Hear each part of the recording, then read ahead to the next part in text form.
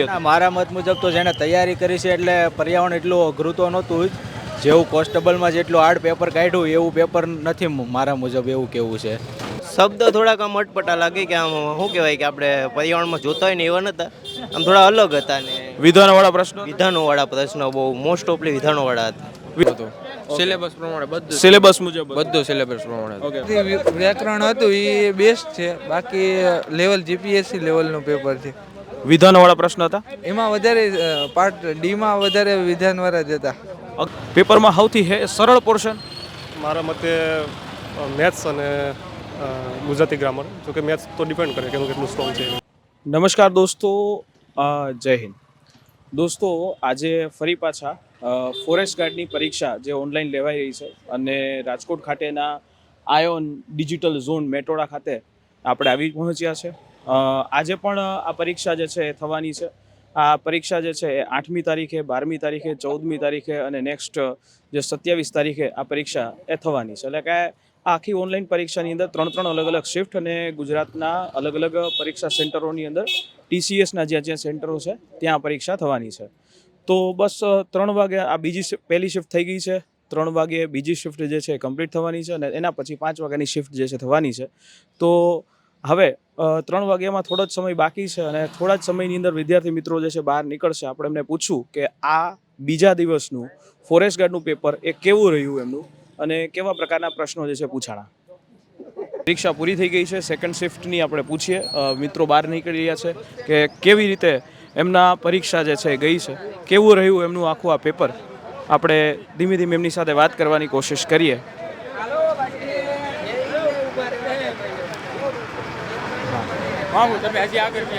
કેવું રહ્યું ભાઈ પેપર?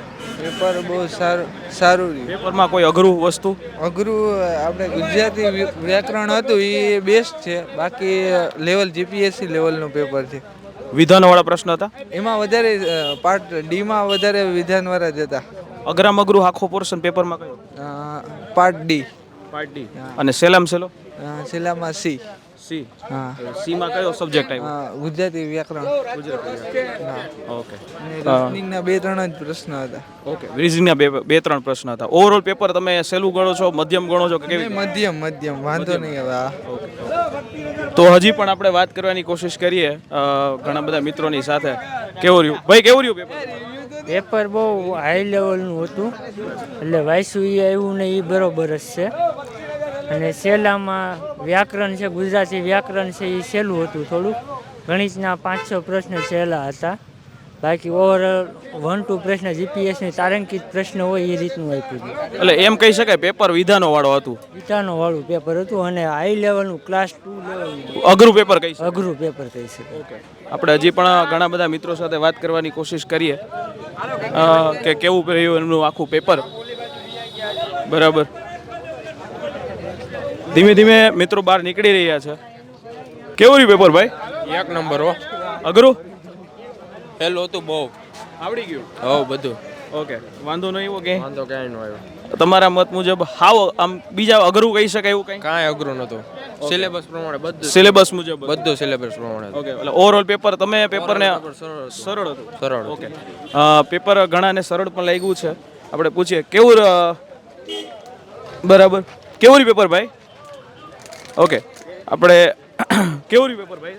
પેપર પર્યાવરણ થોડું લેન્ધી હતું, વિકલવાળા પ્રશ્ન હતા, ત્યાં હેલું હતું, ગણિત હેલું હતું ને આપણે જનરલ નોલેજમાં કરંટ અફેર્સ ડીપમાં પૂછ્યું હતું.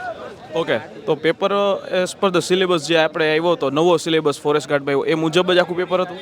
શબ્દ થોડાક આમ અટપટા લાગે કે આમ શું કહેવાય કે આપણે પર્યાવરણમાં જોતા હોય ને એવા નહોતા, આમ થોડા અલગ હતા ને વિધાનવાળા પ્રશ્નો? વિધાનોવાળા પ્રશ્નો બહુ મોસ્ટ ઓફલી વિધાનોવાળા હતા. વિધાનવાળા પ્રશ્નો હતા. એટલે પેપરમાં હાવ અઘરામ અઘરું આમ કેમાં ન મજા આવી હોય એવા કોઈ પોર્શન? આપણે પર્યાવરણનો જ પોર્શન હતો, એમાં બહુ આમ ડીપમાં એટલે આમ જૈવ વિવિધતાનું વધારે પૂછતું, આમ શબ્દ કેમ આપણે નવા લાગતા હોય એવી રીતના પૂછ્યા હતા. એટલે તમારા મત મુજબ પેપર અઘરું તમને લાગ્યું એવું? નહીં, પેપર મીડિયમ હતું પણ પર્યાવરણનો પોર્શન બહુ અઘરો હતો. ઓકે. પર્યાવરણનો પોર્શન અઘરો હતો. ઓકે. તો આવનારી જે શિફ્ટની અંદર જે બધા પરીક્ષા આપવા માટે આવશે એમ લોકોને આપણે એવો સંદેશો આપે કે પર્યાવરણનું ટોપિક છે સારો કરવો, સારી રીતે ડીપમાં કરવો થોડો, કેમ કે એમાં વિધાનવાળા પૂછે છે. હવે બીજી શિફ્ટમાં કેવા પૂછાય કે ને અમને વિધાનવાળા હતા. વિધાનોવાળા પ્રશ્ન જે છે એ પૂછવામાં આવ્યા છે. તો બીજી શિફ્ટની અંદર વિધાનોવાળા પ્રશ્નો આવ્યા છે, જેમ આની પહેલાં પણ જે શિફ્ટમાં જે થયું એ મુજબ વિધાનોવાળા પ્રશ્નો જે વધારે પૂછવામાં આવેલા છે. આવનારા સમયમાં જે પણ વિદ્યાર્થી મિત્રો પરીક્ષા આપવા માટે આવે એ લોકોને ખાસ કે પર્યાવરણનો ટોપિક છે ખૂબ ડીપમાં, એ ખૂબ અંદરથી જે છે એ તમારે વધારે સરળતાથી એ સમજવો અને એ કરવાનો રહેશે. પૂરું પેપર પેપર તો આમ જેને માટે તૈયારી કરી એના માટે તો સરળ જ હતું, અને જેને તૈયારી ન કરી હોય એના માટે બહુ અઘરું એવું કહી શકાય. ઘણા વિદ્યાર્થી મિત્રોએ પેપરમાં એવું કીધું કે પર્યાવરણનો પોર્શન અઘરો હતો, તો એ બાબત તમારા મત મુજબ કેવી હતી? મારા મત મુજબ તો જેને તૈયારી કરી છે એટલે પર્યાવરણ એટલું અઘરું તો નહોતું જ. જેવું કોન્સ્ટેબલમાં જેટલું હાર્ડ પેપર કાઢ્યું એવું પેપર નથી મારા મુજબ, એવું કેવું છે. ઓકે, તમને આખા પેપરમાં સૌથી સરળ પોર્શન, ઇઝી પોર્શન કયો લાગ્યો? ઇઝી તો ઇતિહાસ જ બધાને લાગે ઓબ્વિયસલી, બાકી તો અઘરું તો પર્યાવરણ કહી શકાય જેના માટે તૈયારી ન કરી હોય. બાકી મેથ્સ ને બધું આમ તો સરળ જ હતું, જીકે ને બધું. ઓકે, તો પેપર એકંદરે સરળ. આપણે તમારા મત મુજબ આ પેપર તમે જે દઈને આવ્યા એને 3 કેટેગરીમાં આપણે આપવું હોય, સરળ, મધ્યમ અને અઘરું, તો તમે કઈ કેટેગરી આપશો? મારો તો કે મધ્યમ લેવલ જ કહી ગયું, એટલું બધું હાર્ડય નહીં અને સરળય નહીં, મધ્યમ લેવલમાં જ. ઓકે, તો જેમણે તૈયારી કરી છે એ બધાય લોકોને પેપર મધ્યમ લાગશે, અને જે લોકોએ તૈયારી નથી કરી એમને ચોક્કસથી અઘરું જ લાગવાનું છે. બરાબર. કેવું રહ્યું પેપર ભાઈ તમારું? પેપર મીડિયમ લેવલનું હતું ટૂંકમાં. મીડિયમ.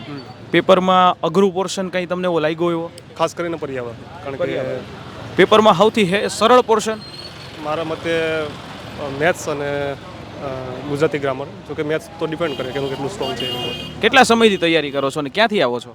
મારું બેઝિકલી કોડિનર છે અને હું થોડા વર્ષોથી તૈયારી કરું છું. ઓકે, આ પેપરની અંદર આપણે 3 કેટેગરીમાં ડિવાઈડ કરવી હોય, સરળ, મધ્યમ અને અઘરું, તો તમે તમારા મત મુજબ કઈ કેટેગરી લાગશે? મધ્યમ. ઓકે, તો પેપર મોડરેટ લેવલનું હતું એમ આપણે આ કહી શકાય. તો દોસ્તો, આપણે અત્યારે એક મિત્ર જે છે આપણને કે જેમણે પહેલી શિફ્ટની અંદર એ પરીક્ષા આપી છે, એમની પાસેથી આપણે એ જાણવાનો પ્રયત્ન કરવો છે કે આ પરીક્ષા સેન્ટરમાં આવીએ ત્યાર પછી કયા કયા પ્રકારના પ્રિકોશન્સ જે છે લેવામાં આવે છે, કઈ કઈ વસ્તુઓ જેમ કે ના પાડવામાં આવે છે. ઘણી બધી એવી વસ્તુ છે જે તમારે જાણવી એ ખાસ જરૂરી છે. તો આપણે ભાઈને પૂછીએ કે ભાઈ કઈ કઈ વસ્તુઓ છે પરીક્ષા સેન્ટરમાં જાઓ અને એ ત્યારે થાય છે. હું ગીર સોમનાથ જિલ્લામાંથી આવું છું અને આજરોજ અહીંયા પરીક્ષા આપવા આવ્યો હતો ફોરેસ્ટ ગાર્ડની. તો અમે અંદર ગયા તો મેટલની બધી ધાતુની વસ્તુ કઢાવી નાખી, બેલ્ટ કઢાવી નાખ્યો, અમારી પેન પણ બહાર મુકાવી દીધી હતી અને એવું કીધું હતું કે અંદરથી અમે પેન આપશું એમ. એટલે ફૂલ સેફટીમાં અને ફૂલ સિક્યુરિટીમાં અમે એક્ઝામ આપી એમ. ઘણી વખત આ જે છે ચપ્પલ અથવા તો શૂઝ તો એ પણ કઢાવી નાખતા હોય છે, તો આમાં શૂઝ, ચપ્પલ કે સોક્સ જે છે એ કઢાવી નાખવામાં આવ્યા હતા કે શું થયું હતું? હા, એ પણ બધું બહાર કઢાવી નાખ્યું હતું અને આખું શરીર, બોડી આખી સ્કેન કરી હતી કે કોઈ ચિપ્સ કે આ તે ઇલેક્ટ્રોનિક્સ ઉપકરણ સાથે નથી ને. તો ખૂબ જ સરસ વ્યવસ્થા છે કે ભાઈ આખું બોડી સ્કેન થાય છે, કોઈ ચિપ્સ કે કોઈ ઇલેક્ટ્રોનિક વસ્તુ કે એ નથી, અને બહારથી પણ ચેકિંગ થતું હોય છે કે ભાઈ કોઈ પાસે કાપલી જેવું નથી. જોકે હવે તો કાપલી જેવા રાખવામાં પણ નથી આવ્યા, કારણ કે પરીક્ષા જ આખી ઓનલાઈન થઈ છે, તો કાપલી તો ઠીક, કંઈ પણ વસ્તુ તમે નથી લઈ જઈ શકતો. તો અહીંયા જે છે એ આ સેન્ટરની અંદર ફૂલ પ્રૂફ અત્યારે હાલ ગુજરાત સરકારની જે ફોરેસ્ટ ગાર્ડની પરીક્ષા છે એ લેવાઈ રહી છે. તો આમાં તમે ત્યાં ગયા પછી પેપર લખવા માટે કંઈ રફ વર્ક કે એવું કરવા માટે કંઈ આપવામાં આવે છે? હા, અમે ત્યાં અંદર ગયા એટલે પહેલાં બધી સૂચના આપવામાં આવી કે કઈ રીતે તમારી પરીક્ષા સ્ટાર્ટ થશે. એ સૂચના મુજબ અમે બધા અહીંયા એન્ટર બેસીને પછી બધું કર્યું અને ત્યારબાદ અમને કોળું પેજ આપ્યું, એમાં અમે ગણતરી કરવા માટે.